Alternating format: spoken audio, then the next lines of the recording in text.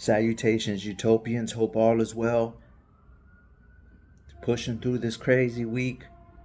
Listen, I got something on my chest, and I know that my timing is bad, so the algorithm probably ain't gonna pick it up.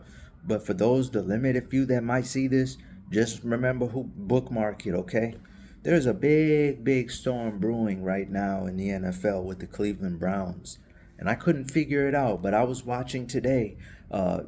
Adam Schefter, because I follow him away from just the big time bangers he puts out with respect to, his breaking news sources, because he's obviously the Adrian Wojnarowski sham god of the NFL. So today, I was watching a podcast he was on, Pardon My Take, and he was disclosing that in this job cycle, who was the most surprising coaching candidate that didn't get hired. And man, oh man, did the light bulb just go off. And it didn't go off right away. But once again, conjuring with someone in the comment section replying to one of my posts. Check me out on Twitter X. They're diligently global_sports. GL, the number A where the O is, BAL_sports. And he goes, in this coaching cycle, the big shocker was Mike Vrabel. And as you all know, he's an alpha. He's a guy who used to play linebacker, the consummate professional, the textbook definition of the Patriot way. Him, Gerard Mayo, these guys were captains, under the Bill Belichick regime, fierce regime.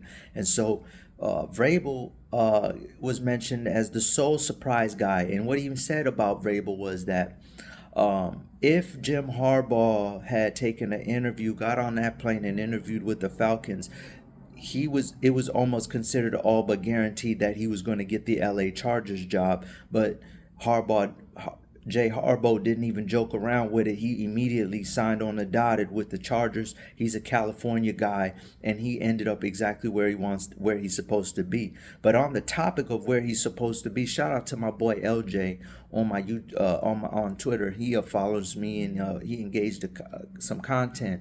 Please do also, if y'all want to be mutuals. I'm never too good to follow back as long as you're engaging content. I don't do ghost followers. Nobody needs to be a stranger. Let's build community. He informed me that because he covers mostly Cleveland stuff, and he said that Ohio things, and Vrabel's an Ohio legend. Was a linebacker, Ohio State. And right now is in a consulting position with the Cleveland Browns. And the light bulb immediately went off. This is a Doc Rivers situation here. This might be a Doc Rivers situation, and here's why. First and foremost, for me, my flickering light. So don't be disturbed by the sequence that I'm giving you. Please don't start trying to debate me timelines. I got scatterbrain syndrome. Not literally, just figurative speech. Okay, I'm not diagnosed with anything. I'm clean.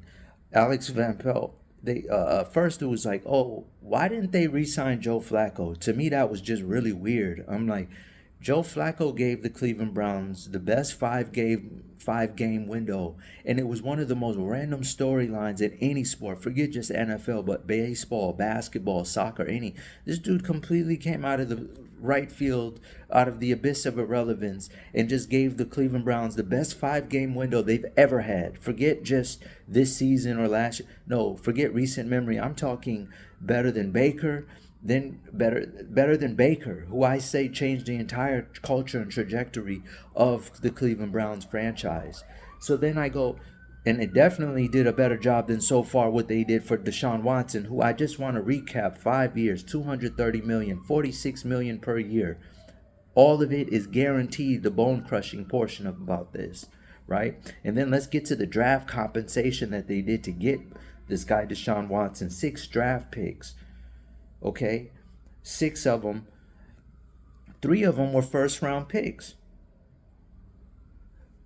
When I tell you that all Houston has got, all Cleveland, and what makes it the worst part is Cleveland is the reason why you got all this $500 million talk, and why Dak is trying to go bidding wars. All these quarterbacks talking in the $250,000 price range and above all started with Deshaun Watson, Cleveland Browns outbidding themselves for no reason, and now everyone's overpaying for quarterbacks, and that's why you're seeing things like what happened today with the Stephon Diggs. Teams that are on rookie salaries with their quarterback, with their signal callers, with their ace in the hole flamethrowers, they're out there going, okay, cool, we're going to use this opportunity to go out and load up around our rookie quarterback just to see if we can capitalize on that window, because there's no replacement for experience. You can get CJ Stroud into a Super Bowl on a rookie deal. You are set for life. You're already 10 steps ahead of the pack. That's why you see San Francisco able to go out and do things like get a guy like Chase Young on a 9-game deal and spend a 5th-round pick, or go ahead and admit they're wrong with what they did with the backup quarterback who's now in Dallas, Trey Young. Trey, over there in Dallas. They don't have to be right, because they got Brock Purdy on a 6th, 7th round deal, irrelevant pick. It's the only way. They can get a defensive end on a 5th round deal for 9 games and let him walk, and then go get a guy like Leonard. What's the guy? Leonard from the Jets, the pass rusher. So now I'm thinking to myself, let's look a little bit deeper. They didn't sign Joe Flacco. For me, my immediate interpretation was they think that was a fluke. Now, I want to definitely also preface my statement before I get into the next thing I'm going to say. Kevin Stefanski is the 2020 and 2023 Coach of the Year. That's problematic, and I'm going to get to that. But what inched even closer to my suspicion after realizing why wouldn't you sign Flacco after 5 games of the best they've ever had was because then I go look and I see they fired the offensive coordinator. They went and got they got rid of Alex Van Pelt, and who did they go get? Ken Dorsey, a reputable quarterback mind who lost like 3 games in 5 years of playing in college football at the University of Miami, who I told everyone, this guy should be coaching on the collegiate level, getting Nick Saban $100 million deal money. I don't know why he wants to be an offensive coordinator. He needs to branch out and get a head coaching job, and I think the collegiate ranks could really use someone like him, because he is the diamond standard of college football quarterback careers, and knowing that it's a quarterback driven sport. Forget league, the NFL and collegiate football, a sport collectively. That's one thing unanimously you can agree on.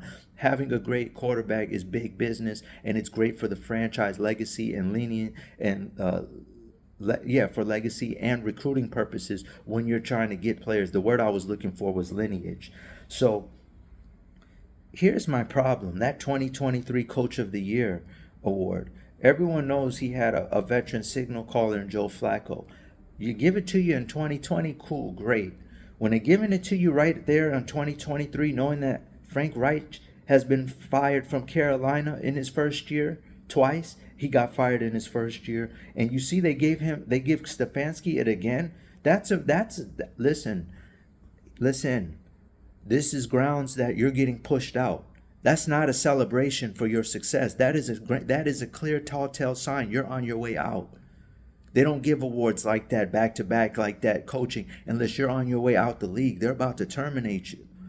I'm telling you, this is a telltale sign, and the fact they got Vrabel in a consulting, so he's sitting back watching everything, and he's just gonna come on down the way Doc Rivers did in Milwaukee with Adrian Griffin and take over the head coaching job. I'm telling you, be on the watch for this. This is not some conspiracy theory. I told everyone when Curtis Samuel got signed to the Bills, I said it on Twitter X. I said Curtis Samuel is a bigger transaction than a lot of people realize. First of all, I've been using Curtis Samuel on my fantasy leagues for the last 2-3 years. Been running that. I've been running the shit out of that. And then they bring him in. He's the same measurable size-wise to Stephon Diggs. I'm telling you, this is the next one right here, and it's bothering me, and I got to get it off, and I had to make a video. I'm going to let it marinate a little bit, but I needed to document and notate it somewhere. For those of you who got all the way to the end of this video, I thank you for listening to this think piece. I'll try to do better next time. Utopians Global out.